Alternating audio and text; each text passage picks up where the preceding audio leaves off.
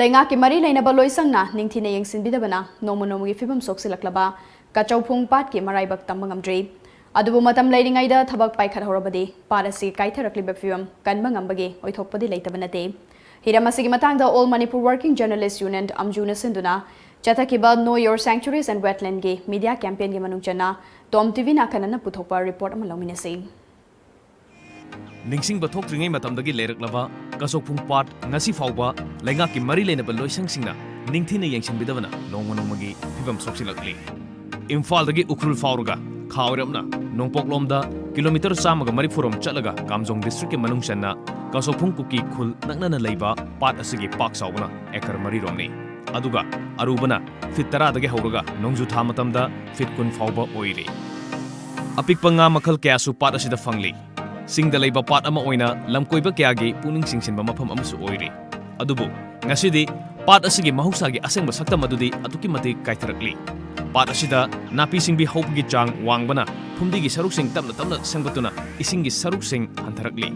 akoibada leiba singdagi puthorakpa yauna napi singbi sing pat ki isingi saruksingda pata pumthorakpana phibam hena soksilakli amaromda akoibada leiba sing pakaknana maru kothokpana pat asigi akoibagi khalda chauna saitheng piri si chinete khoina ko si anaba si loyal ko si su chate si khoi manam le na ko sing si su chate nam thi ba nga di hoy pharga tum cha si napi su lete loine sing yam chabunya ko hojedi khoi le pham si phau su ising ne ba ko adubu kaitharakliba pat asigi saktam asi uraga lengangna ahenba mijing sangduna semgatpagi phibamdi udri Adventure pamba miyoi kayagi khoidajaba mafam ama oiriba mafam asi yauba lambigi phibamsu sahi su pasatpa yaba lambi haibadu oidri Indo Myanmar ngamkhai nakna leibana atopagi ithil sangakloi hainingai su leite maramaduna phibam sokchilaklaba pat asigi mahusagi saktam asi kalhounaba chunaba thabak paikhat hogdrabadi sahi taragi matungdadi pat asi leirami haibagi maming tangai hobagi mi paiba leire si yaran pamba si ko government sadagi kamai sim thopala phabra ko phajana sim halaga ko mi mayam tum harau na ko yingba adu pamme sim thop mak ko adu pamme